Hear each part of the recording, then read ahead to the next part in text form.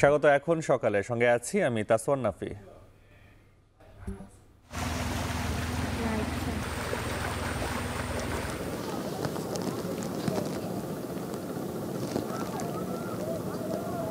ঘর দর ভেঙে গেছে, হাঁস মুরগি গরু বাছুর নিয়ে আমার কাছে যেগুলো ছিল, তখন একটা গরু ছিল, তাও শেষ হয়ে গেছে। বন্যা হঠাৎ করে চলে আসছে, আমরা গাড়ি ঘোড়া নিয়ে বাড়িতে পারতেছি না, গাড়ি ঘোড়া পানির ফলে খাওয়া খাদ্য অনেক সমস্যা হয়েছে। 22 সালে আমার ঘরের ভিতরে আমি থাকতেছিলাম, কিন্তু 24 সালে বর্তমানে আমি ঘরের ভিতরে থাকতে পারি নাই। বন্যা আসার অনেক আগেই রাষ্ট্র যে বরাদ্দ দেয় সেই বরাদ্দ ধরে নদী শাসন এবং নদী তীরবর্তী মানুষের মঙ্গলের জন্য বাঁধ সহ যেই কাজগুলো সেগুলো করা উচিত।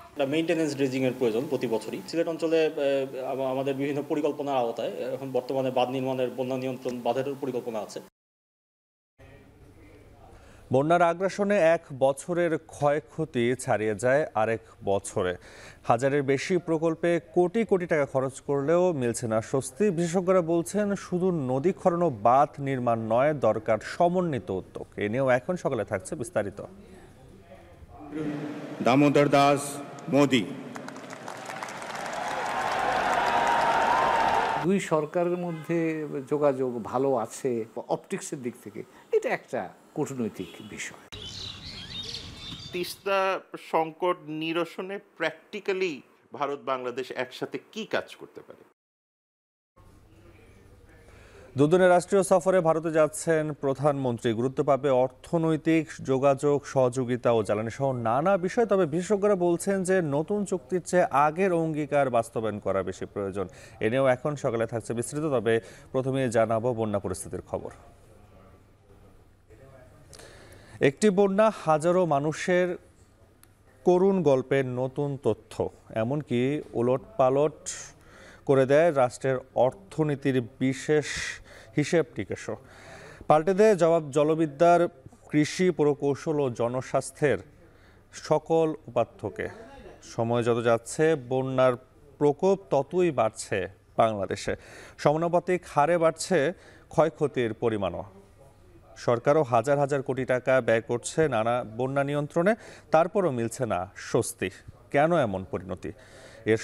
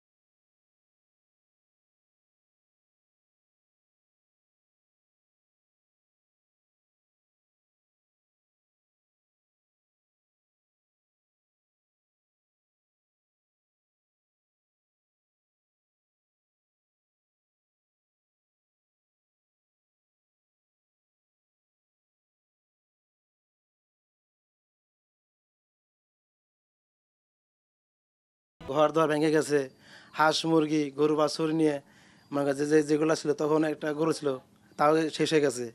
কামাল হোসেনের মতো সিলেট অঞ্চলের বন্যাপীড়িত জেলাগুলোর হাজারো মানুষের গল্পের ধরন একই রকম। বিশেষ করে সুনামগঞ্জে কেউ হারিয়েছে সম্পদ, কেউ বা তার শেষ সম্বল পালিত পশু। বন্যা হলে যে দুর্ভোগ বা দুর্যোগ দেখা দেয় তা কেবল ভুক্তভোগীরাই অনুভব করতে পারেন।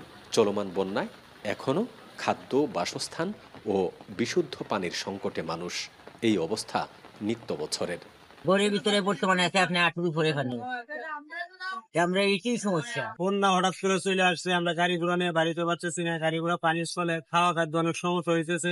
এই বন্যাতে আরো আগে বেশি বন্যা। 22 সালে আমার ঘরের ভিতরে আমি থাকতেছিলাম, কিন্তু 24 সালে বর্তমানে আমি ঘরের ভিতরে থাকতে পারি নাই। পার্শ্ববর্তী তো আর অবস্থা অনেক খারাপ। আপনার সীমন্তলা, নোয়াগাঁও, আমার ডিস্ট্রিক্টবাড়ি, ফেদারবাড়ি, এর অবস্থা খুবই খারাপ। এই অঞ্চলের মানুষকে বন্যা থেকে রেহাই দিতে 2022 সালের বন্যার পর 129 কোটি টাকার প্রকল্প হাতে নেয় সরকার। এর আগে 2013 সাল থেকে 2022 সাল পর্যন্ত প্রায় 2000 কোটি টাকার উন্নয়ন প্রকল্প বাস্তবায়ন করে সিলেট সিটি কর্পোরেশন।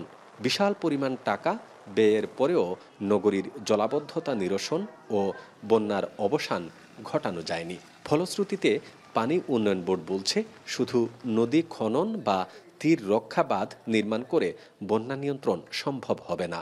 দরকার সরকারি সংশ্লিষ্ট দপ্তরগুলোর সমন্বিত উদ্যোগ। শুধু পানি উন্নয়ন বোর্ড না, এখানে রোডস অ্যান্ড হাইওয়ে, এলজিডি, তারপর হচ্ছে আপনার সিটি কর্পোরেশন, বিভিন্ন পৌরসভা, ইউনিয়ন পর্যায়ে, ইভেন স্থানীয় জনগণ সবাইকে এগিয়ে আসতে হবে। অর্থাৎ হাইয়েস্ট প্লাট লেভেল নিয়ে সবাইকে আমার এখন কনসার্ন হতে হবে। প্রাকৃতিক দুর্যোগের কাছে মানুষের শক্তি সীমাবদ্ধ হলেও এই বিজ্ঞানের যুগে শুধুমাত্র প্রকৃতির উপর ভরসা করে বসে থাকা কোনোভাবেই কাম্য নয়। পৃথিবীর উন্নত দেশগুলো বিজ্ঞানের সাথে বুদ্ধির সমন্বয় ঘটিয়ে বন্যা নিয়ন্ত্রণ করতে সক্ষম হয়েছে। বাংলাদেশেও তা সম্ভব বলছেন বিশ্লেষকরা। সেন্সরি বলে দিচ্ছে যে হ্যাঁ পানি আসছে, অমুক পয়েন্টে আছে, এতটুকু বৃদ্ধি পাচ্ছে, এই জিনিসগুলো ইন্ট্রোডিউস করতে হবে। অতি দ্রুত সিগন্যালগুলো আমাদের একটা কন্ট্রোল সেল থাকবে, সেখানে এই জিনিসগুলো পৌঁছে যাবে, সেখান থেকে অতি দ্রুত বিভিন্ন জায়গায় নির্দেশনা পৌঁছে যাবে কার কি করা উচিত। সিলেট অঞ্চলে এবার দ্বিতীয় দফার বন্যায় ইতোমধ্যে প্রায় 20 লাখের মতো মানুষ পানিবন্দী হয়েছেন। ক্ষয়ক্ষতির পরিমাণ এখনও সঠিকভাবে তুলে ধরতে পারেনি সরকারি কোনো দপ্তর। সিলেটের বন্যা ছাড়িয়ে এরই মধ্যে নদ নদীর 2 কূল উপচে নিম্নাঞ্চল ডুবছে উত্তরের জেলা কুড়িগ্রামেও। বন্যার চোখ রাঙানি নতুন করে ভাবিয়ে তুলছে সেখানকার জনপদকে। কুড়িগ্রামের বন্যার সার্বিক অবস্থা জানাবেন সহকর্মী মমিনুল ইসলাম মঞ্জুর। বন্যা সমতলে অবস্থিত কুড়িগ্রাম জেলা, যার ফলে এই জেলায় বন্যা কোনো আকস্মিক ঘটনা নয়। প্রতি বছর কম বেশি এখানে বন্যা হয়ে থাকে। তো এখানে যে বন্যা হয়ে থাকে তার মধ্যে রয়েছে কখনো আকস্মিক বন্যা হয়, কখনো বিলম্বিত বন্যা হয়, কখনো আবার এই বন্যা দীর্ঘস্থায়ী হয়, আবার কখনো এটি স্বল্পমেয়াদীও হয়ে থাকে। তো এবারেও কিন্তু বন্যার পদধ্বনি শোনা যাচ্ছে। প্রতি বছর বর্ষা এলেই এখানকার মানুষের কাছে নদী ভাঙন ও বন্যা তাদেরকে গম্ভীর ও বিষণ্ণ করে তোলে। ব্রহ্মপুত্র, ধরলা, তিস্তা, দুধকুমার ও জিঞ্জিরাম এই 5 আন্তঃসীমান্ত নদীসহ 16টি নদী কুড়িগ্রামের মধ্য দিয়ে প্রবাহিত হওয়ায় বৃষ্টি আর উজানের ঢলে বছরে একাধিকবার বন্যা আঘাত হানে। এবারও নদ নদীতে পানি বাড়া অব্যাহত থাকায় বন্যার আশঙ্কায় জেলার অধিকাংশ মানুষ। সাম্প্রতিক কয়েক বছরে অন্তত 30টি বন্যা হয়েছে জেলাটিতে। সেই সাথে নদী ভাঙনে ভিটেমাটি হারিয়েছেন 12,000-এরও বেশি পরিবার। অথচ বন্যা প্রতিরোধ এবং ভাঙন রোধে হাজার কোটি টাকা খরচ হলেও ফলাফল নেই বললেই চলে। বন্যা আসার অনেক আগেই রাষ্ট্র যে বরাদ্দ দেয় সেই বরাদ্দ ধরে নদী শাসন এবং নদী তীরবর্তী মানুষের মঙ্গলের জন্য বাঁধসহ যেই কাজগুলো সেগুলো করা উচিত। বন্যা নিয়ন্ত্রণের নামে বিগত 10 বছরে স্থায়ী ও অস্থায়ী প্রতিরক্ষা কাজে কয়েক হাজার কোটি টাকা ব্যয় করা হয়েছে। বর্তমানে 2187 কোটি টাকা ব্যয়ে ব্রহ্মপুত্র, ধরলা ও দুধকুমারের ডান ও বাম তীরে প্রায় 57 কিলোমিটার এলাকা জুড়ে স্থায়ী প্রতিরক্ষা কাজ সহ আরও কয়েকটি প্রকল্প চলমান রয়েছে বলে জানিয়েছেন সংশ্লিষ্টরা। নদী তীর সংরক্ষণমূলক কাজ পার্মানেন্টলি সিসি ব্লক দ্বারা করা হচ্ছে। এর মাধ্যমে আমরা নদী ভাঙন রোধে কুড়িগ্রামকে রক্ষা করতে পারবো। স্থায়ী প্রতিরক্ষা বাঁধের পাশাপাশি ড্রেজিংটা এখন শুরু হয়েছে এবং সেটি জেলা প্রশাসন পক্ষ থেকে আমরা সেটি তদারক করছি এবং ভবিষ্যতে ড্রেজিং কার্যক্রম যেন আরও বেশি হয় সে ব্যাপারেও আমরা তৎপর আছি। কুড়িগ্রামের উপর দিয়ে বয়ে চলা তিস্তার তীরে অন্য 2 জেলা নীলফামারী আর রংপুরও সমান ক্ষতিগ্রস্ত হয় বন্যার করাল থাবায়। সেই খবরাখবর জানাবেন সহকর্মী আমিরুল বাপ্পি। ভারতের সিকিম থেকে নেমে আসা তিস্তা বাংলাদেশের নীলফামারী, রংপুর, কুড়িগ্রাম জেলা ছুঁয়েছে। সারা বছর লাখো মানুষ এর থেকে উপকার পেয়ে আসছে, কিন্তু বন্যার সময় দুর্ভোগের যেন শেষ নেই। এই বন্যা নিয়ন্ত্রণের জন্য রংপুর বিভাগে 13টি প্রকল্পে প্রায় 6,500 কোটি টাকার প্রকল্প চলমান থাকলেও কতটুকু ফল ভোগ করছে এসব নদী তীরবর্তী মানুষ? তিস্তা অঞ্চলের মানুষজন বলছে তারা মোটেও কোনো রকমের সুবিধা পাচ্ছে না এখান থেকে। বরাবরই তারা দোষারোপ করছেন এখানকার কর্মকর্তাদেরকে। রংপুর আর নীলফামারীর জন্য তিস্তা বেদনাবিদুর কোনোই এক মহাকাব্য। প্রতি বছর উজান থেকে নেমে আসা পানির ঢলের সাথে হাজার হাজার টন যে পলি বয়ে নিয়ে আসে, তাতে তিস্তার পেট একেবারেই পরিপূর্ণ হয়ে যায়।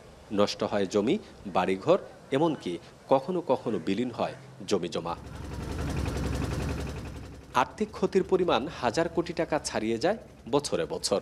বন্যার ক্ষতি নিয়ন্ত্রণ করতে পানি উন্নয়ন বোর্ড রংপুর বিভাগে 13টি প্রকল্পে প্রায় 6.5 কোটি টাকার কাজ করেছে। এর মধ্যে নদী তীর সংরক্ষণ 134 কিলোমিটার, নদী খাল খনন 1600 কিলোমিটার, বাঁধ মেরামত বা নতুন বাঁধ তৈরি 247 কিলোমিটার। তবে তিস্তা মহাপরিকল্পনা বাস্তবায়ন হলে বন্যার সমস্যা অনেকটাই লাঘব হবে বলে মনে করছেন কর্মকর্তারা। যে জায়গাগুলোতে বন্যার পানি ঢুকলে একটা বড় সংখ্যক মানুষ এফেক্টেড হবে বা অর্থনৈতিক কর্মকাণ্ড, যোগাযোগ ব্যবস্থাগুলো বিচ্ছিন্ন হয়ে যাওয়ার উপক্রম হবে, সেই জায়গাগুলোকে কিন্তু আমরা বন্যা নিয়ন্ত্রণ বাঁধ দ্বারা সুরক্ষিত করেছি। অঞ্চলভিত্তিক দুর্যোগ মোকাবেলায় সরকারের খরচের তালিকা বিশাল পর্যায়ের হলেও তার সুফল পাচ্ছে কি ভুক্তভোগীরা? সে তথ্য জানাবেন সহকর্মী শম্পা বিশ্বাস। পানি উন্নয়ন বোর্ডের সূচনা লগ্ন থেকে এখন পর্যন্ত দেশে 954টি প্রকল্প বাস্তবায়ন করেছে সংস্থাটি। এছাড়া বর্তমানে দেশে 100টি প্রকল্প চালু রয়েছে তাদের। নদীর তীর সংরক্ষণ, সেচ ও বন্যা নিয়ন্ত্রণ, নদী ড্রেজিং এবং ভূমি পুনরুদ্ধার সহ বিভিন্ন উন্নয়নে প্রকল্প নেয় পানি উন্নয়ন বোর্ড। তবে এত প্রকল্পের পরেও দেশের সার্বিক বন্যা পরিস্থিতির একটুকু উন্নতি হয়নি, বরং প্রায় প্রতি বছরই এই দুর্যোগের কবলে পড়ে দেশবাসী। স্বাধীনতার আগ থেকেই কার্যক্রম শুরু হয় পানি উন্নয়ন বোর্ডের। বন্যা নিয়ন্ত্রণ, নিষ্কাশন ও সেচ প্রকল্প বাস্তবায়ন করে কৃষি ও মৎস্য সম্পদের উৎপাদন বাড়াতে কাজ শুরু করে সংস্থাটি। 65 বছরের দীর্ঘ ইতিহাসে বাংলাদেশ পানি উন্নয়ন বোর্ড এখন পর্যন্ত 954টি প্রকল্প বাস্তবায়ন করেছে, যা প্রকল্পের প্রস্তাবিত মোট ব্যয় ছিল 18,209 কোটি টাকা। বর্তমানেও 100টি প্রকল্পের কাজ চলমান রয়েছে। তবে সামনে বন্যা নিয়ন্ত্রণে মহাপরিকল্পনার কথা জানান কর্মকর্তারা। প্রতি বছরই যেহেতু বর্ষা মৌসুমে প্রচুর পরিমাণ পলি নেমে আসে, সেহেতু এখানে একটা মেইনটেনেন্স ড্রেজিংয়ের প্রয়োজন প্রতি বছরই। সিলেট অঞ্চলে আমাদের বিভিন্ন পরিকল্পনার আওতায় এখন বর্তমানে বাঁধ নির্মাণের, বন্যা নিয়ন্ত্রণ বাঁধের পরিকল্পনা আছে। বিস্তৃত হাওর অঞ্চলে বাঁধ নির্মাণ করলে সেটি আবার হাওরের জীববৈচিত্র্য এবং পানির যে প্রবাহ বা পরিবেশগত ভারসাম্য সেটা আবার বিনষ্ট করতে পারে। বছর বছর নতুন নতুন পরিকল্পনা, মহাপরিকল্পনা, সবই যেন তুচ্ছ এই বন্যার কাছে। এক বছরের বন্যার ক্ষয়ক্ষতি ছাড়িয়ে যায় পরের বছর, মিলে নতুন আশ্বাস, তারপর আবার সেই বন্যা, সেই দুর্ভোগ, সেই ক্ষতি। বন্যায় চর, দ্বীপচর সহ নদী তীরবর্তী বিস্তীর্ণ এলাকা প্লাবিত হয় এবং এর ফলে ক্ষতিগ্রস্ত হয় ফসলের ক্ষেত, বাড়িঘর এবং দুর্ভোগও পড়েন এখানকার মানুষ, যার ফলে তারা ঘুরে দাঁড়াতে চেষ্টা করেও পাচ্ছেন না। দারিদ্রতা তাদের পিছু ছাড়ছে না। বন্যা একটি প্রাকৃতিক বিষয়। উজান থেকে নেমে আসা ঢলে যে বন্যার সৃষ্টি হয়, বিশেষজ্ঞরা বলছেন যদি এটাকে ঠিকঠাক পরিকল্পনা মাফিক কাজে লাগানো যায় তবে তা অভিশাপ নয়, বরং আশীর্বাদ হয়ে আসবে। বন্যার সাথে যে হাজার হাজার টন পলি আসে, সেটাকে যদি কৃষি জমির উপর দিয়ে প্রবাহিত করা যায়, তাহলে একদিকে যেমন নদীর ওপর থেকে চাপ কমবে, অন্যদিকে কৃষি জমিতে বাড়বে উর্বরতা, আর তার ফলে বছরের বাকি সময়টা ভরে উঠবে ফলে ফসলে। দেশে প্রায় প্রতি বছরই বন্যা হয়। এসব বন্যায় কৃষি, শিক্ষা, মৎস্য এবং পর্যটন খাতে ব্যাপক ক্ষয়ক্ষতি হয়। এই যেমন গত বছর বান্দরবানে যে বন্যা হয়, সেখানে সরকারি হিসাবে প্রায় 700 কোটি টাকার ক্ষয়ক্ষতি হয়েছে। তবে বিভিন্ন সময় এসব ক্ষয়ক্ষতির সঙ্গে যুক্ত হয় না প্রান্তিক হিসাব, যা যুক্ত হলে এই ক্ষয়ক্ষতির পরিমাণ ছাড়িয়ে যেতে পারে কয়েক হাজার কোটি টাকা।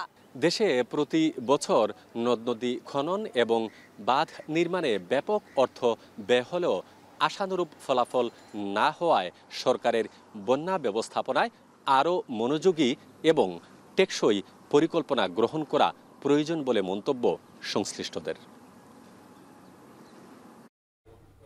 গেল 24 ঘন্টায় বৃষ্টি কমায় সিলেট ও সুনামগঞ্জে বন্যা পরিস্থিতির কিছুটা উন্নতি হয়েছে, যদিও সিলেট জেলা জুড়ে এখনও পানিবন্দী 9.5 লাখ মানুষ আর সুনামগঞ্জে পানিবন্দী 6.5 লাখ। পানি কিছুটা কমায় জনমনের স্বস্তি আসলেও দৃশ্যমান হচ্ছে ক্ষয়ক্ষতির চিত্র। তবে আবারও ভারী বৃষ্টির শঙ্কার কথা বলছে আবহাওয়া অফিস। বন্যা পরিস্থিতির খবর জানাতে সিলেটের সুরমা নদীর পাড় থেকে যুক্ত হচ্ছেন রাকিবুল রাফি এবং সুনামগঞ্জের পুরানপাড়া এলাকায় আছেন আরেক সহকর্মী লিপসন আহমেদ। শুরুতেই যেতে চাই রাফির কাছে। রাফির, ক্ষয়ক্ষতির চিত্র কেমন দেখছেন? এছাড়া আবারও বৃষ্টি হওয়ার সম্ভাবনা আছে কিনা আবহাওয়া অফিস কি বলছে? নাফি, দেখুন ক্ষয়ক্ষতির চিত্র যেটা দেখেছি আসলে কালকে রোদ ওঠার পরে যারা জনজীবন যারা রয়েছেন বন্যায় প্লাবিত রয়েছেন তাদের চোখে মুখে একটা তৃপ্তির ছায়া দেখতে পেয়েছি। তবে যেরকম ক্ষয়ক্ষতির পরিমাণটা হয়েছে আসলে পানি নামার পরবর্তীতে যে অবস্থা আমরা গিয়ে দেখেছি যে আসলে অনেকের বসত ভিটেই কিন্তু অর্ধেক তলিয়ে গেছে পানির তলে, এবং গ্রামীণ সড়ক যেগুলো রয়েছে সেগুলো কিন্তু বড় বড় গর্ত সৃষ্টি হয়েছে যেখানে মানুষের হাঁটা চলা করতে অসুবিধা হচ্ছে। এবং একই সাথে সাথে গ্রামীণ সড়কের পাশাপাশি কিন্তু যে বড় সড়কগুলো রয়েছে এর আশেপাশে অনেকেই নৌকা পাচ্ছে না, অনেকে বড় বড় ব্রিজে এসে আশ্রয়কেন্দ্রে না গিয়ে বড় বড় ব্রিজে এসে অবস্থান করছেন। আশ্রয়কেন্দ্রে যেহেতু জায়গা পাওয়া যাচ্ছে না, আশ্রয়কেন্দ্রের জায়গায় সংকুলান দেখা দিয়েছে এবং একই সাথে সাথে কিন্তু যে পরিমাণ আশ্রয়কেন্দ্র ব্যবহার করার কথা সেই পরিমাণ আশ্রয়কেন্দ্র ব্যবহৃত হচ্ছে না, এবং 629টা আশ্রয়কেন্দ্রের মধ্যে প্রায় 300-র কাছাকাছি আশ্রয়কেন্দ্র ব্যবহৃত হচ্ছে, যেখানে অনেক আশ্রয়কেন্দ্রই কিন্তু খালি পড়ে আছে এবং অনেক আশ্রয়কেন্দ্রতে মানুষ জায়গা পাচ্ছে না। এবং আমি যদি আজকের বৃষ্টিপাতের পরিমাণের কথা বলি, যে আবহাওয়া অফিস বলছে গত 24 ঘন্টায় বৃষ্টিপাতের পরিমাণ হয়েছে প্রায় 38 মিলিমিটার, যেটা অন্যান্য 10 থেকে 12 দিনের তুলনায় অনেকটাই কম সিলেটে।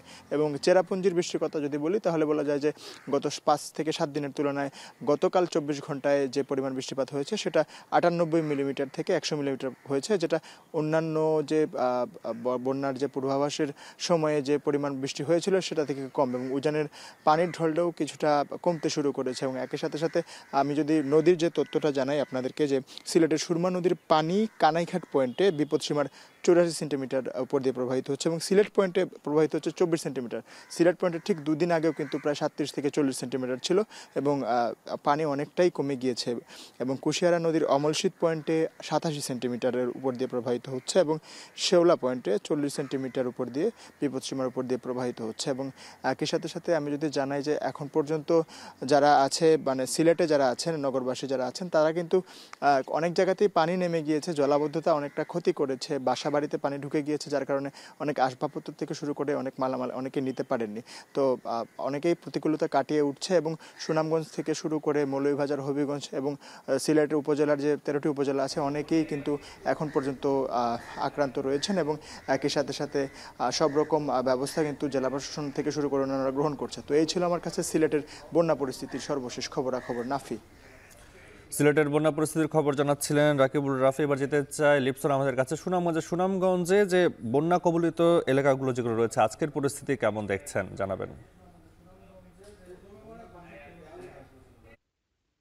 নাফি, আসলে আজকের সকালটা একটু স্বস্তি দিয়ে শুরু করতে চাই, কারণ গত কয়েকদিন কিন্তু আমরা জানিয়েছিলাম যে বৃষ্টিপাতের একটা যে বৃষ্টিপাত দিয়ে আসলে সকালে শুরু করেছিলাম, তবে আজকে সকাল থেকেই কিন্তু সুনামগঞ্জে সূর্য দেখা মিলেছে, সেই সাথে যে পাহাড়ি ঢল সেটাও কিন্তু কম নেমেছে, যার ফলে সুনামগঞ্জের যে নদীগুলো ছিল সেই নদীর পানি কিন্তু আসলে ইতিমধ্যে কমতে শুরু করেছে। আমরা যদি বলি, বিশেষ করে সুরমা নদীর পানি কিন্তু গত 24 ঘন্টায় 15 সেন্টিমিটার কমে কিন্তু এখন বিপদসীমার 8 সেন্টিমিটার উপর দিয়ে প্রবাহিত হচ্ছে। সেই সাথে যদি বলি যে এলাকাগুলো আসলে পৌর শহরে প্লাবিত হয়েছিল বিভিন্ন সড়ক, সেই এলাকা থেকে আসলে পানি কিছুটা নামতে শুরু করেছে, যার ফলে কিন্তু এখানকার যে মানুষ রয়েছেন তাদের মনে একটা স্বস্তি ফিরেছে। পাশাপাশি আমরা নিম্নাঞ্চলের কথা যদি বলি, চাতক, দরাবাজার, তাহিরপুর, মধ্যনগর এই এলাকাগুলো থেকে আসলে পানি কিছুটা কমেছে। তবে দুর্ভোগের যে বিষয়টি রয়েছে, অর্থাৎ পানি কিন্তু দ্রুত গতিতেই কিন্তু এই সুনামগঞ্জের নিম্নাঞ্চল প্লাবিত হয়েছিল, সেই সাথে শহরও প্লাবিত হয়েছিল, তবে এই পানিটা কিন্তু এখন ধীর গতিতে নামছে। সেই সাথে যদি বলি যে নিম্নাঞ্চলের মানুষগুলো বসতভিটা কিন্তু এখনো পানি রয়েছে, পাশাপাশি শহরের কিছু কিছু সড়কেও কিন্তু আসলে আমি যেখানে দাঁড়িয়ে আছি সেখানেও আসলে পানি রয়েছে, তবে গতকাল এই জায়গাটিতে কিন্তু হাঁটু সমান পানি থাকলেও কিন্তু এখন সেটি কমেছে।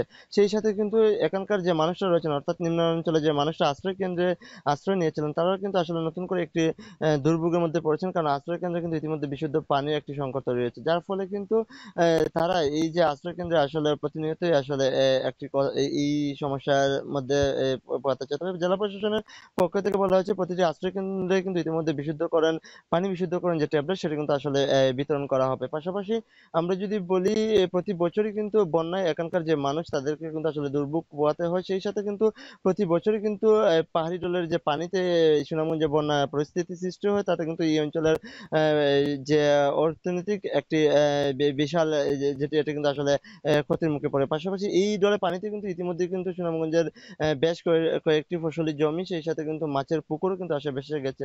সেই সাথে এইখানকার যে মানুষরা রয়েছেন, অর্থাৎ এটি কিন্তু হাওড় অঞ্চল, এখানকার মানুষরা কিন্তু অনেক স্বপ্ন করে কিন্তু হাওড়ে কিন্তু সোনালী ফসল রোপণ করেছিলেন, সেটা কিন্তু আসলে তারা গড়েও তুলেছিলেন অনেক সংখ্যা কাটে। তবে এই ঢলের পানিতে কিন্তু তাদের গড়ের ভিতরে এই যে সোনালী যে ফসলের ধান ছিল সেটা কিন্তু আসলে তলিয়ে গেছে। তবে এই যে পানি কমার পরে তারা যদি বাড়িতেও ফিরে নেয়, কিভাবে তারা আসলে যে তাদের যে পরিবার পরিজন নিয়ে আসলে দিন যাপন করবেন, এটা নিয়ে কিন্তু আসলে অনেকই একটা শঙ্কার মধ্যে রয়েছেন। তবে পানি উন্নয়ন বোর্ড যেটি বলছে, যেহেতু নদীর পানি কমতে শুরু করেছে, ভারতের চেরাপুঞ্জিতেও বৃষ্টি কম, পাহাড়ি ঢলও কম নামছে, এতে কিন্তু আসলে সুনামগঞ্জের সমুদ্র যাবে। যদি চেরাপুঞ্জিতে বৃষ্টি না হয় তাহলে কিন্তু সুনামগঞ্জের যে নদীর পানি সেটা কিন্তু আসলে কমতে শুরু করবে। এমনকি ধীর গতিতে কিন্তু আসলে যেহেতু পানি নামছে, সেক্ষেত্রে আরো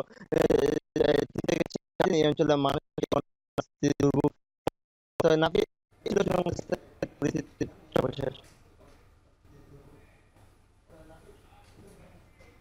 গেল 24 ঘন্টায় সিলেট ও সুনামগঞ্জের বৃষ্টি কমায় সেখানে বন্যা পরিস্থিতির কিছুটা কমতে হয়েছে, সেই ব্যাপারে জানাচ্ছিলেন সহকর্মীরা। এদিকে হজ শেষে বিমান বাংলাদেশের প্রথম ফিরতি ফ্লাইট আজ ভোর 6টায় হাজিদের নিয়ে দেশে এসেছে। আজ 5 থেকে 7টি ফ্লাইটে দেশে ফিরবেন হাজিরা। হযরত শাহজালাল আন্তর্জাতিক বিমানবন্দর থেকে এই বিষয়ে জানাতে যোগ দিচ্ছেন সহকর্মী নাইম আবির। আবির, জানাবেন যে সারাদিনে আজ এখন পর্যন্ত কতজন যাত্রী ফিরবেন, কোনো যাত্রী ফেরার বিষয়ে কোনো জটিলতা আছে কিনা? নাফিনা, যাত্রী ফেরার বিষয়ে আজ প্রথম দিন এবং প্রথম ফ্লাইটটি ইতিমধ্যেই চলে এসেছে। যাত্রী ফেরার বিষয়ে এখনো পর্যন্ত কোনো জটিলতা নেই, তবে আসলে জটিলতা পরবর্তীতে হবে কিনা সেটি নিয়ে তো শঙ্কা নিশ্চয়ই আছে। সেটি হয়তো যদি কোনো ধরনের জটিলতা তৈরি হয় সেটি আপনাকে জানাবো। তবে যেটি বলে রাখতে চাই শুরুতে সেটি হলো যে 5:40 অর্থাৎ প্রায় 5:45টার দিকে হজের প্রথম ফ্লাইট বিমান বাংলাদেশ এয়ারলাইন্সের 322 এই BG 322 এই ফ্লাইটটি ইতিমধ্যেই ল্যান্ড করেছে। আমি যদি আপনাদেরকে একটু দেখাতে চাই, আজকে যারা এখনো পর্যন্ত 417 জন যে যাত্রী নেমেছেন বিমানের এই ফ্লাইটটিতে, তারা এক এক করে বের হচ্ছেন এই মুহূর্তে টার্মিনাল 2 থেকে, এবং আন্তর্জাতিক যে আগমনের গেটটি রয়েছে সেই গেট দিয়ে তারা বের হচ্ছেন। এবং এখানে আসবার পরে যারা বিমান বাংলাদেশ এয়ারলাইন্সের যে কর্মকর্তারা ছিল, সিভিল এভিয়েশনের তরফ থেকে যারা ছিল, তারা সবাই মূলত তাদেরকে খুবই চমৎকারভাবে স্বাগত জানিয়েছে, তাদেরকে ফুল উপহার দিয়েছে প্রথম ফ্লাইটে যারা আসলে ঢাকায় ফিরলেন তাদেরকে। এবং একই সাথে আপনি জানেন যেহেতু এবছর না গত কয়েক বছর ধরেই জমজমের পানি নিয়ে আসবার ব্যাপারে যেহেতু হাজিদের একটা বাধ্যবাধকতা ছিল, সেই বাধ্যবাধকতার জায়গা থেকে হাজিরা কেউই আসলে সৌদি থেকে সরাসরি জমজমের পানি নিয়ে আসতে পারে না, বরং তাদের জন্য জমজমের পানি নিয়ে আসা হয় এবং ঢাকা এয়ারপোর্টে এটি রাখা হয়েছে। এবং এখানে আসবার পরে একটি বুথ করা হয়েছে আলাদাভাবে বিমান বাংলাদেশ এয়ারলাইন্সের, যে বুথ থেকে হাজি যারা রয়েছেন তারা আসলে তাদের নিজেদের একটি আইডি কার্ড দিয়ে পানি তারা সংগ্রহ করছেন, এবং এই পানিটি সংগ্রহ করবার পরে তারা আসলে বের হয়ে যাচ্ছেন। সার্বিকভাবে যারা হাজি তাদের সাথে আমাদের কথা হয়েছে, অনেকের সাথে আমরা কথা বলেছি রাফি, তারা আমাদের কাছে যেটা জানিয়েছে সেটা হলো যে হজের সার্বিক যে ব্যবস্থাপনা, এই সার্বিক ব্যবস্থাপনায় তারা বেশ খুশি। তাদের তেমন কোনো অভিযোগ আমরা আসলে পাইনি এখনো পর্যন্ত, এবং তারা যে পরিমাণ ফ্লাইট গেছে সুষ্ঠুভাবে, এবং তারা আসলে সেই সুষ্ঠুভাবেও ফিরতে পেরেছেন, সেই ফিরতে পারার কারণেই মূলত তাদের একটা বাড়তি আনন্দ কাজ করছে। এবং একই সাথে আল্লাহর ঘর দেখা বা পবিত্র কাবা শরীফ থেকে শুরু করে মক্কা, মদিনা, রাসূলুল্লাহ সাল্লাল্লাহু আলাইহি ওয়াসাল্লামের যে মানে স্মৃতি বিজড়িত জায়গাগুলো, ইসলাম ধর্মের যে স্মৃতি বিজড়িত জায়গাগুলো, সেই জায়গাগুলো দেখেই কিন্তু মূলত তাদের একটা বাড়তি আবেগ কাজ করছে এবং তারা বলছেন যে তারা যখন আল্লাহর দরবারে ক্ষমা চেয়েছেন, নিজেদের জন্য, দেশ এবং জাতির জন্য ক্ষমা চেয়েছেন এবং একই সাথে বিশেষ করে যেহেতু হজ মুসলিম উম্মার একটি বড় অংশ, প্রত্যেক বছর প্রায় 18 থেকে 20 লাখ মানুষ হজ করতে আসেন বিশ্বের বিভিন্ন প্রান্ত থেকে। মুসলিম উম্মার যে সমস্যাগুলো, বিশেষ করে গাজায় সমস্যা, গাজার মুসলমানদের জন্য তারা আসলে দোয়া করেছেন, রোহিঙ্গা মুসলিমদের জন্য তারা দোয়া করেছেন, সার্বিকভাবে পুরো বিশ্বর মুসলিমদের শান্তি কামনায় তারা দোয়া করেছেন, বাংলাদেশের জন্য তারা দোয়া করেছেন। সার্বিকভাবে যদি বলি নাফি, তাহলে এবারের হজ ব্যবস্থাপনার প্রথম ফ্লাইটটি ইতিমধ্যে চলে এসেছে এবং আজ সারাদিনে 10টি ফ্লাইট রয়েছে এবং 10টি ফ্লাইটে প্রায় 4000-এর বেশি হজযাত্রী মানে হাজি যারা রয়েছেন তারা আসলে ঢাকায় ফিরবেন এবং এ পর্যন্ত প্রায় 30 জনের মৃত্যুবরণ করেছেন সৌদি আরবে।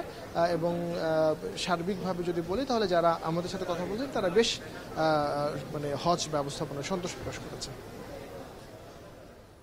ধন্যবাদ নাইমাবির। হজ শেষে বিমান বাংলাদেশের প্রথম ফ্লাইট দেশে ফিরেছে। এছাড়া আজ সারাদিনে 10টি ফ্লাইট আসবে এবং সাথে 4000 যাত্রী ফিরবেন হজ শেষে আজকে সারাদিনে। এই বিষয়ে জানাতে যুক্ত ছিলেন সহকর্মী নাইমাবির।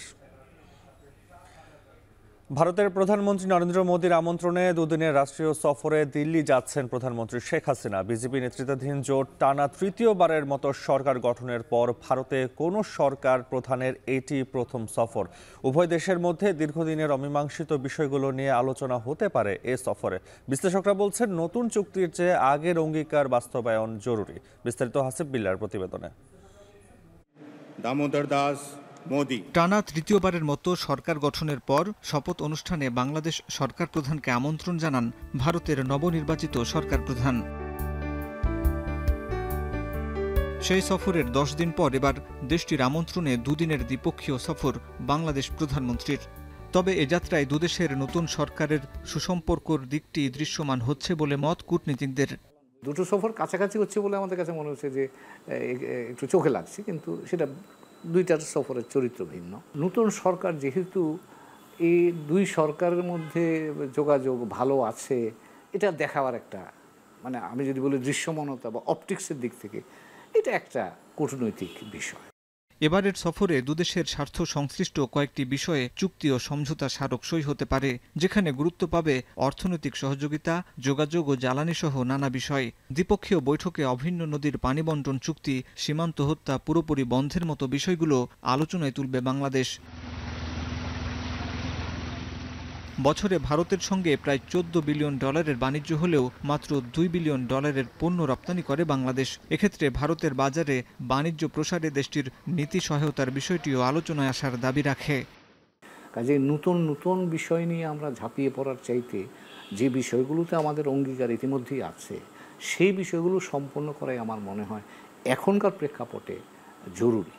ভারতের বাজারে আমাদের যদি সুযোগ সুবিধা যেটুকু থাকা বা যেটুকু আমাদের পাওয়া উচিত বা পাওয়ার সুযোগ আছে সেটাকে যাতে আমরা সদ্ব্যবহার করতে পারি, তার জন্যে নীতিগত সহায়তা ভারতের দিক থেকে আমরা প্রত্যাশা করি। আমাদের এখানে রফতানিযোগ্য পণ্যেরও ঘাটতি আছে, এটাও আমরা মানছি, কিন্তু সেই জায়গায়ও ভারতীয় বিনিয়োগ কিন্তু আমার এখানে সেই পণ্য বহুমুখীকরণের কাজটাকে সহজ করতে পারে। তবে এ সফরের সবচেয়ে আলোচনায় তিস্তা ব্যারেজ প্রকল্প। 2011 সাল থেকে তিস্তা নদীর পানি বন্টন নিয়ে ভারতের সাথে দিনদরবার করেও সুফল মেলেনি। তখন বাংলাদেশকে সহযোগিতা করতে এগিয়ে আসে চীন। বলা হয় বাংলাদেশ অংশে একটি বহুমুখী ব্যারেজ নির্মাণের মাধ্যমে বন্যার ক্ষয়ক্ষতি কমবে, পাশাপাশি শত শত একর জমি পুনরুদ্ধার হবে, যা কাজে লাগানো যাবে কৃষি কিংবা শিল্পায়নে। দ্বাদশ নির্বাচনে আওয়ামী লীগ টানা চতুর্থ মেয়াদে ক্ষমতায় আসার পর 28 জানুয়ারি পররাষ্ট্রমন্ত্রীর সঙ্গে সাক্ষাৎ করেন চীনা রাষ্ট্রদূত ইয়া ওয়েন। সাক্ষাৎ শেষে তিনি বলেন, বাংলাদেশ চাইলে তিস্তা প্রকল্পের কাজ শুরুর বিষয়ে তৈরি আছে চীন। তবে গত মাসে ভারতের পররাষ্ট্র সচিব বিনয় কুমার কোয়াত্রা ঢাকা সফরে জানান, তিস্তা প্রকল্পে অর্থায়ন করতে চায় ভারত। আন্তর্জাতিক বিশ্লেষকদের মতে দক্ষিণ এশিয়ায় চীনের প্রভাব নিয়ে উদ্বিগ্ন ভারত, তাই বন্ধু রাষ্ট্র বাংলাদেশে বিনিয়োগের প্রস্তাব দিয়েছে দেশটি। তবে অতীত অভিজ্ঞতা ও প্রকল্প বাস্তবায়নের সক্ষমতার বিষয়টি ভাবার পরামর্শ তাদের। এখন দেখার বিষয়টা হলো যে তিস্তা সংকট নিরসনে প্র্যাকটিক্যালি ভারত বাংলাদেশ একসাথে কি কাজ করতে পারে। কারণ ঘুরে ফিরে সেখানে আসবে ফান্ডিংয়ের ইস্যুটা আসবে, সেইখানে টেকনিক্যাল অ্যাসিস্ট্যান্সের বিষয়টা আসবে, সেইখানে নদী শাসনের বিষয়টা আসবে। তো সব কিছু মিলিয়ে আমার কাছে এই মুহূর্তে মনে হয় না যে ইমিডিয়েট কোনো সলিউশন আসবে। বাট নিশ্চিতভাবেই এই বিষয়ে আলোচনার একটা সুযোগ আমি দেখতে পাচ্ছি। বাংলাদেশের জাতীয় স্বার্থের দিকটা এখন মনে হয় খুব বেশি গুরুত্বের সাথে অনুধাবন করা প্রয়োজন। এই 2 কোটি মানুষের ভাগ্য উন্নয়নের জন্য আমার এখানে একটা বড় প্রকল্প বাস্তবায়ন করা প্রয়োজন। তারপর আসবে যে এই ধরনের বড় প্রকল্পে কার সাথে আমাদের অভিজ্ঞতা কীরকম সেটার একটা মূল্যায়ন। তৃতীয় হচ্ছে যে আমরা কার সক্ষমতা আছে এই ধরনের বড় প্রকল্প বাস্তবায়ন, সেটাও আমাকে চিন্তা করতে রাখতে হবে। এগুলো রেখে আমাকে সিদ্ধান্ত নিতে হবে যে আমি কার সাথে যাব, অথবা কারোর সাথে না গিয়ে যদি তৃতীয় কোনো পক্ষের সাথে আমার যাওয়া সম্ভব হয় সেটাও আমি চিন্তা করতে পারি। তবে নতুন 2 সরকার প্রধানের রাজনৈতিক ইচ্ছা এগিয়ে নিতে পারে প্রতিবেশী দেশ দুটির সম্পর্কের উষ্ণতা। হাসিব বিল্লাহ, এখন, ঢাকা। এখন সকালে নিচ্ছে একটা বিরতি, ফিরছি একটু পরেই।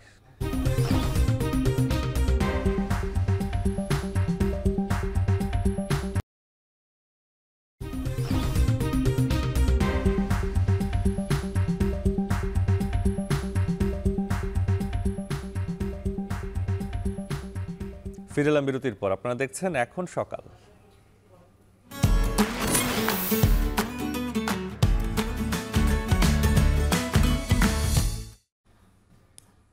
প্রিয়জনদের সঙ্গে ঈদের ছুটি কাটিয়ে কর্মস্থলে ফিরতে শুরু করেছে রাজধানীবাসী। সে খবর জানাতে কমলাপুর রেল স্টেশন থেকে সরাসরি যুক্ত হচ্ছেন সহকর্মী জাওয়াত মাহমুদ। জাওয়াত, জানাবেন যে যাত্রী চাপ কেমন দেখছেন, এছাড়া কোনো অভিযোগ আছে কিনা যাত্রীদের?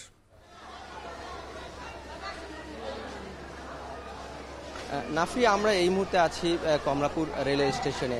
আপনি দেখছেন মাত্রই চিলাহাটি থেকে একটি ট্রেন এই কমলাপুর স্টেশনে এসে পৌঁছেছে। এই ট্রেনটি যেটি দেখাচ্ছে, এই ট্রেনটি সকাল 6:45 স্টেশনে পৌঁছালেও কিন্তু সেটি প্রায় পৌনে 1 ঘন্টা বিলম্ব করে স্টেশনে পৌঁছেছে।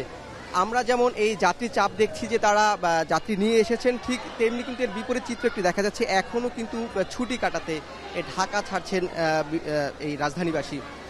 আমরা এর আগে বেশ কয়েকটি ট্রেন আছে সকাল থেকে এখন পর্যন্ত। এই সর্বশেষ যেই ট্রেনটি এসেছে চিলাহাটি থেকে, সেটি সহ মোট 7টি ট্রেন আসলে কমলাপুর স্টেশনে এসে পৌঁছেছে এবং 7টি ট্রেন কিন্তু বিভিন্ন গন্তব্যে ছেড়ে গিয়েছে। এছাড়া আরেকটি বিষয় যদি বলে রাখি যে ঈদের ছুটি শেষ হওয়ার ফলে সরকারি, আধা সরকারি, স্বায়ত্তশাসিত প্রতিষ্ঠান ও বেসরকারি প্রতিষ্ঠানগুলো কিন্তু খুলে দেওয়া হয়েছে, যেটি তুলনামূলক দেখা যায় এই সময়টিতে যে পরিমাণ যাত্রীর চাপ থাকার কথা ছিল সেই পরিমাণ যাত্রীর চাপ কিন্তু আসলে লক্ষ্য করা যাচ্ছে না। তার একটি কারণ হিসেবে আমরা যাত্রীদের সাথে কথা বলেছি, স্টেশন কর্তৃপক্ষের সাথে কথা বলেছি। তারা বলছেন যেহেতু ছুটির মাঝখানে এবং সাপ্তাহিক ছুটি, আজ এবং কাল, আগামীকাল শনিবার সাপ্তাহিক ছুটি পড়ে গিয়েছে, যার ফলে হচ্ছে যাত্রীর চাপ খুব বেশি একটি লক্ষ্য করা যাচ্ছে না। স্টেশন কর্তৃপক্ষ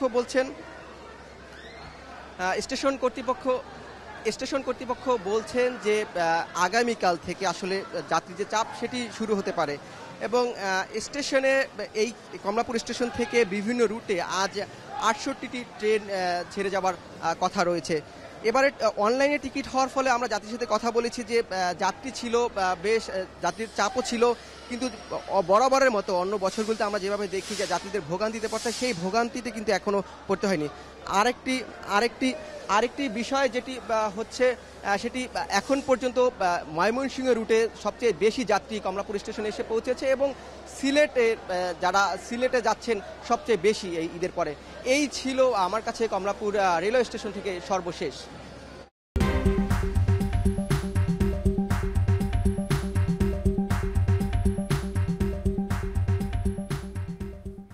ফিরে এলাম বিরতির পর। আপনারা দেখছেন এখন সকাল। ঈদের পর খুলনার বাজারে সরবরাহ কমায় বেড়েছে সবজির দাম। স্বাভাবিক সময়ের তুলনায় কেজিতে 10 থেকে 20 টাকা বেড়েছে বেশিরভাগ সবজির দাম। এদিকে সাভারে কমেছে ব্রয়লার মুরগির দর, কেজিতে 30 টাকা কমে 170 টাকা বিক্রি হচ্ছে মুরগি, আর মাছের দাম অপরিবর্তিত রয়েছে। বাজারের এই মুহূর্তে পরিস্থিতি জানাতে খুলনা সোনাডাঙ্গা পাইকারি কাঁচা বাজার থেকে যুক্ত হচ্ছেন তরিকুল ইসলাম। এছাড়া সাভারের গেন্দা বাজারে আছেন আর সহকর্মী হুমায়ুন কবির। প্রথমে যেতে চায় খুলনায়।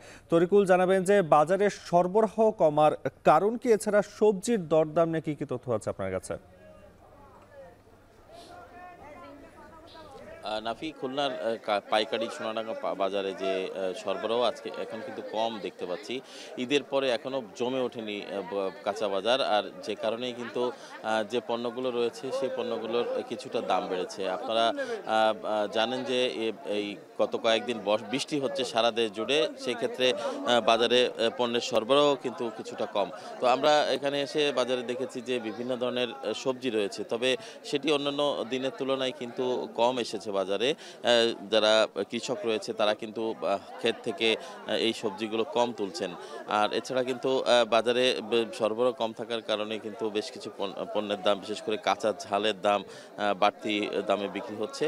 পাইকারি 180 টাকা থেকে 200 টাকা বিক্রি হচ্ছে, খুচরো বাজারে সেটি 260 টাকা পর্যন্ত বিক্রি হচ্ছে। পাশাপাশি আমরা যদি দেখি যে অন্যান্য তরকারি, পটল, ঝিঙ্গা বা অন্যান্য যে কাঁচা কলা, এছাড়া চাল কুমড়া এবং এখানে ফুলকপি রয়েছে, লেবু রয়েছে, অন্তত প্রায় 50 থেকে 60 প্রকারের সবজি রয়েছে এবং প্রতিটা সবজিতে কিছুটা করে 5 টাকা থেকে 10 টাকা, আবার কোনো কোনো পণ্যের প্রকারভেদে দাম কিন্তু বৃদ্ধি পাচ্ছে। তো বেগুনের দামও কিন্তু বাজার কিছুটা চড়া এবং যেটি নিম্ন কিছুটা কম মানের সেটির দাম একটু কম। তাছাড়া কিন্তু বাজারে বেগুনও কম উঠেছে, আমরা এখানে এসে যেটি দেখতে পেয়েছি। এছাড়া যারা সারা বছরের এখন সবজি, যেটি ফুলকপি বা অন্যান্য বাঁধাকপি, এগুলো কিন্তু দামও কিন্তু কিছুটা বাড়তি। আমরা এখানে এসে যে খবরটি পেয়েছি যে অন্যান্য দিনে যে বিক্রি হয়ে থাকে তার তুলনায় কিন্তু এখানে কিন্তু গত কয়েকদিন ধরে বেচা কিনাও কম হচ্ছে, ক্রেতা উপস্থিতি কম হচ্ছে।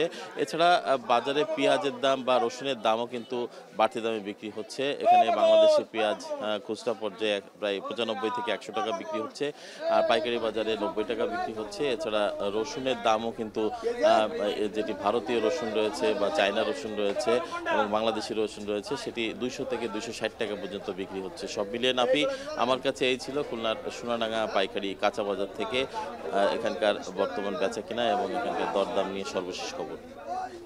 খুলনার সবজির বাজারের খবর জানাতে যুক্ত ছিলেন তরিকুল ইসলাম। এবার যেতে চাই সাভারে হুমায়ুন কবিরের কাছে। হুমায়ুন, জানাবেন যে আমরা মাংসের দাম নিয়ে বলছিলাম, ব্রয়লার মুরগির দাম কমেছে, ঈদের পর মাছ কেমন দামে বিক্রি হচ্ছে জানতে চাই।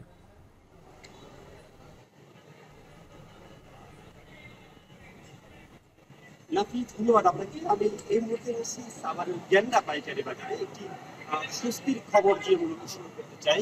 আপনি যেমনটি বলছিলেন, প্রতি কেজি ব্রয়লার মুরগি বিক্রি হচ্ছে সাভারের বাজার ঘুরে দেখেছি। এছাড়া প্রতি কেজি লেয়ার মুরগি, যেটি ডিম পাড়া শেষে খামারে ডিম পাড়া শেষে বিক্রি করা হয়, লেয়ার মুরগি বিক্রি করা হচ্ছে 340 টাকা করে প্রতি কেজি, যেটি কিনা 10 টাকা করে প্রতি কেজি, এবং প্রতি কেজি সোনালী মুরগি বিক্রি করা হচ্ছে 320 টাকা করে, যেটি সপ্তাহে ব্যবধানে প্রতি কেজিতে কমেছে 20 টাকা। মোটামুটি বলা যায় সব ধরনের মুরগির দামই কমেছে। এছাড়া খাসির মাংস এবং গরুর মাংসের কথা যদি বলতে চাই, যথারীতি খাসির মাংস বিক্রি হচ্ছে 1100 টাকা করে এবং গরুর মাংস বিক্রি হচ্ছে 750 টাকা করে। গরুর মাংস এবং খাসির মাংসের বাজারে আসলে তেমন কোনো দামের পরিবর্তন হয়নি। একটু মাছের বাজারের চিত্র যদি আপনাকে জানাতে চাই, গেন্ডা পাইকারি বাজার ঘুরে দেখেছি, আজকে প্রতি কেজি রুই মাছ বিক্রি হয়েছে এই বাজারে 350 থেকে 450 টাকায় আকার ও প্রকারভেদে। এছাড়া প্রতি কেজি চাষের কই মাছ বিক্রি হচ্ছে 170 টাকা কেজিতে এবং প্রতি কেজি চাষের শিং মাছ বিক্রি হচ্ছে দেখেছি আমরা 300 থেকে 320 টাকা কেজিতে, এবং প্রতি কেজি মাগুর মাছ বিক্রি হচ্ছে চাষের 250 থেকে 300 টাকা করে। এছাড়া আমরা দেখেছি চিংড়ি মাছ বাজারে, চিংড়ি মাছ বিক্রি হচ্ছে গলদা চিংড়ি প্রতি কেজি 900 থেকে 950 টাকা দরে। এছাড়া আমরা ইলিশ মাছের কথা যদি বলি, ইলিশ মাছের দামটিও মোটামুটি কিছুটা কমেছে, আবার কেউ বলছেন পরিবর্তিত রয়েছে। প্রতি কেজি 1 কেজি ওজনের ইলিশ বিক্রি হচ্ছে 1200 থেকে 1250 টাকায় এবং প্রতি কেজি 1.5 কেজি সাইজের ইলিশ বিক্রি হচ্ছে 1800 থেকে 2000 টাকায়। সাভারের গেন্ডা পাইকারি বাজার থেকে আমার কাছে মাছ মাংস দাম নেওয়া এই ছিল বিস্তারিত। সাভারের মাছ মাংসের বাজারের খবর জানাতে যুক্ত ছিলেন হুমায়ুন কবির। এর আগে আমাদের সাথে যুক্ত ছিলেন সবজির বাজারের খবর জানাতে খুলনা থেকে তরিকুল ইসলাম। এর সাথে এখন সকালে নিচ্ছে আরেকটা বিরতি, ফিরছি একটু পরেই।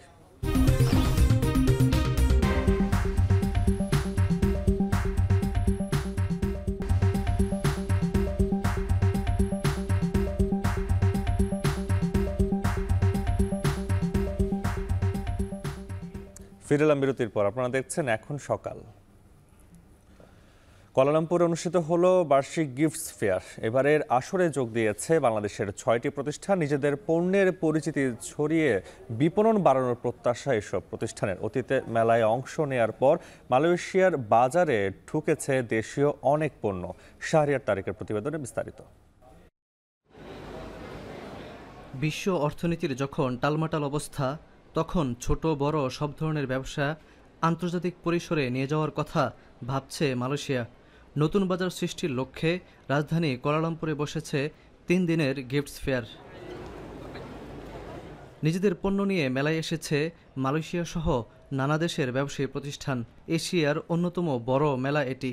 প্রতি বছরের নিয়মিত এই আয়োজনে স্থানীয় ও আন্তর্জাতিক উপহার শিল্পে 20,000-এর বেশি নতুন ধারণা বা উদ্ভাবন সৃষ্টির সম্ভাবনা দেখছেন আয়োজকরা। ক্রেতা বিক্রেতার মাঝে বাণিজ্যিক যোগাযোগ স্থাপনের প্রত্যাশা তাদের। বাণিজ্যের নানা চাওয়া পাওয়ার হিসাব মেলাতে বিভিন্ন দেশের প্রতিষ্ঠান অংশ নেয় এ মেলায়। ইউরোপের বিভিন্ন দেশে রপ্তানি করি, কিন্তু এশিয়ার মধ্যে শুধু জাপান, কোরিয়া এখানে কিছুটা রপ্তানি করি, কিন্তু এদিকে মালয়েশিয়া, হংকং, সিঙ্গাপুর এখনো করি নাই। প্রোডাক্ট কোয়ালিটি আমরা যদি মেনটেন করতে পারি, ইনশাল্লাহ আমরা আরও সক্ষম হব। আর কুয়ালালামপুরেও এসছি সেই একই প্রত্যাশা নিয়ে। দক্ষিণ পূর্ব এশিয়ার অর্থনৈতিক জোট আসিয়ানের এ মেলায় মালয়েশিয়ার বাংলাদেশ হাই কমিশনের উদ্যোগে দ্বিতীয়বারের মতো বসেছে বাংলাদেশ প্যাভিলিয়ন। সেখানে দেশীয় 6টি প্রতিষ্ঠান নিজেদের পণ্য প্রদর্শন করছে।